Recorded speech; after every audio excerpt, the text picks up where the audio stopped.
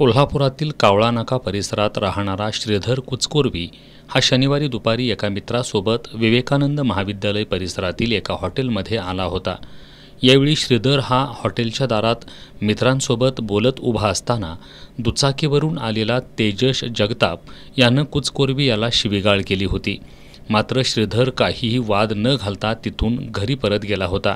दरम्यान सायंकाळी कुचकुर्वी हा आदित्य कॉर्नर परिसरातून जात असताना तेजस जगताप हा आदित्य उर्फ गब्बर सूर्यवंशी याच्यासह अन्य 4 ते 5 मित्रांना सोबत घेऊन तिथं आला। त्यांनी कुचकुर्वी याला मारहाण केली। यावेळी गब्बर यानं तलवारीनं वार करून कुचकुर्वीला जखमी केलं होतं। दरम्यान या प्रकरणी कुचकुर्वी याच्या फिर्यादीवरून तेजस जगताप याच्यासह एकूण 7 जणांविरोधात शाहूपुरी पोलिसात रात्री उशिरा गुन्हा दाखल करण्यात आला होता।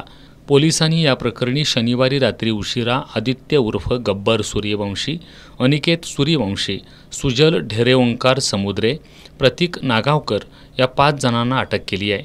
आज त्यांना न्यायालयात हजर केला असता न्यायालयानं त्यांना 2 दिवसांची पोलीस कोठडी सुनावली आहे। या हल्ल्यातील संशयित तेजस जगताप आणि तुषार कुमठे हे दोघे अद्यापही पोलिसांना मिळून आलेले नाहीत।